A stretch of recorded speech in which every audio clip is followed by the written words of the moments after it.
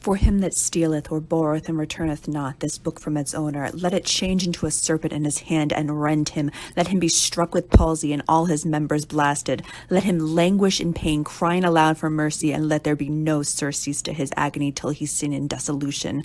Let bookworms gnaw his entrails in token of the worm that dieth not. And when at last he goeth to his final punishment, let the flames of hell consume him forever.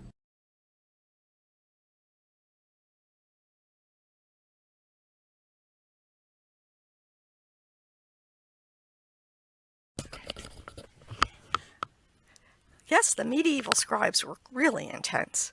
We don't go in for cursing anymore. We just do fines. Have a nice day.